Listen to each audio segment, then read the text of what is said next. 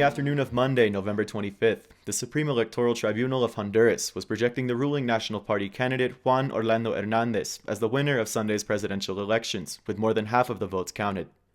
Before announcing his candidacy, Hernández was the president of the National Congress and has run on a campaign pledging to combat the country's soaring levels of violence by further militarizing the streets.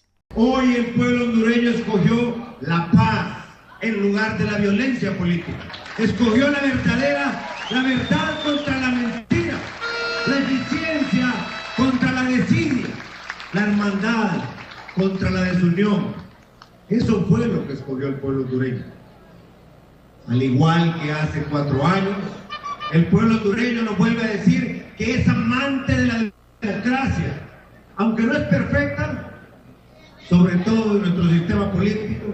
Hoy el pueblo hondureño nos vuelve a dar su voto, nos vuelve a dar otra oportunidad. Sunday's elections were the first in which the political opposition has participated since the 2009 coup that ousted President Manuel Zelaya from power.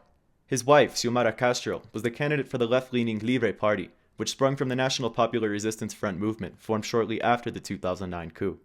The Supreme Electoral Tribunal projected Castro as the runner-up in the hotly contested election. Honduras has long grappled with fraudulent elections, and Sunday's vote was marred by a number of irregularities, causing the political opposition and numerous electoral observers to cry foul. Ana Lucia Perez participated in Sunday's elections as an observer with the Women's Human Rights Observatory in the Honduran capital of Tegucigalpa. Tenemos el asesinato de 2 miembros del Libre, Francisco Morazán, en horas de la noche del sábado 23 de noviembre. También la intimidación a observadores internacionales que se encontraban en un hotel en Tegucigalpa y que estos observadores y observadoras venían de El Salvador. Algunos agentes de la DNIC llegaron con armas, los bajaron de sus habitaciones y les empezaron a exigir papeles y que dijeran por qué estaban en el país de una manera intimidante y violenta.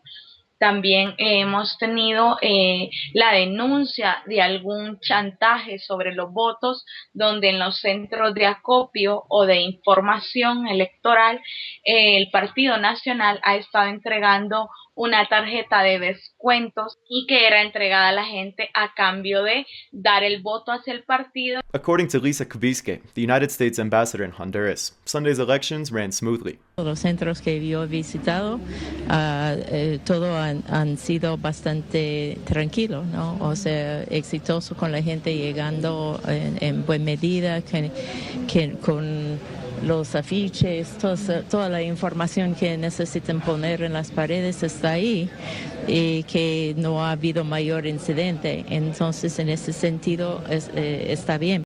At other voting centers not covered in the ambassador's official visits, observers encountered a far different reality.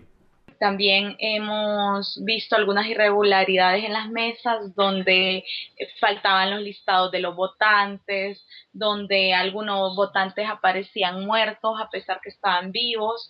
También en otras los muertos aparecían habilitados para votar. También algunas personas se presentaron a votar y aparecía que ya había votado, o sea, otra persona usó su identidad para votar. En algunas zonas los militares no dejaban que el escrutinio fuera público, no dejaban que la gente estuviera viendo cuando la ley electoral dice que todas las personas, todo el mundo, toda la población puede acudir al conteo de las urnas. Sunday's vote kicked off with an early morning massacre of 5 people just meters away from a voting center in the remote Mosquitia region.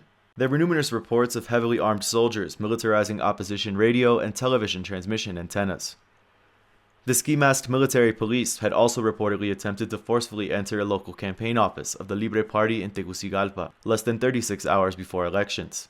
Xiomara Castro and Libre Party supporters have faced a tough campaign against the well-financed political machine of the National Party, which is backed by the traditional political and economic elites of Honduras, and has been in power since the controversial elections held in 2009, in the wake of the coup it helped to orchestrate.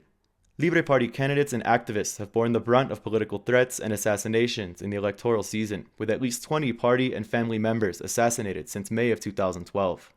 The list of additional opposition activists who have died as a result of targeted political assassinations since the 2009 coup is much higher. Adrienne Pine is a professor of anthropology and author of the book Working Hard, Drinking Hard, on violence and survival in Honduras. She has been residing in Honduras and teaching courses at the National Autonomous University of Honduras in Tegucigalpa.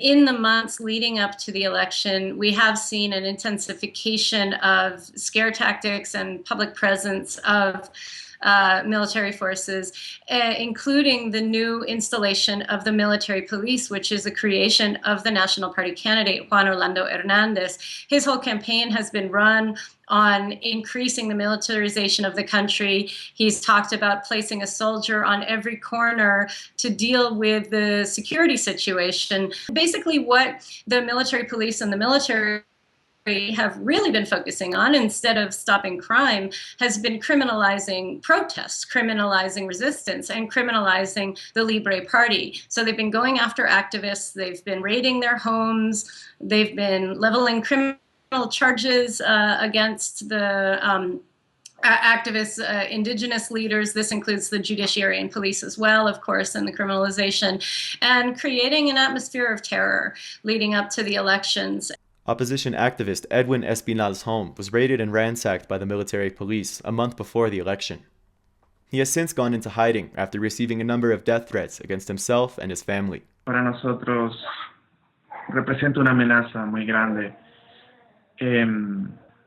muy preocupante realmente.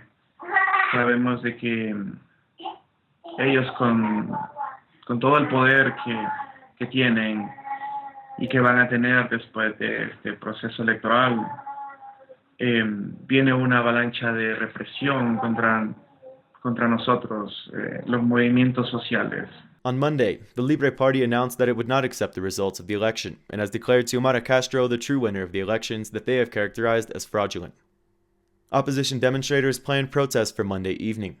As of publishing time on Monday night, the president of the Supreme Electoral Tribunal, David Matamoros, had not yet released the final vote count, and had previously stated in a press conference that state intelligence agencies, along with the national military and police, were mobilized in order to defend the election results. This is David Doherty with the Real News Network.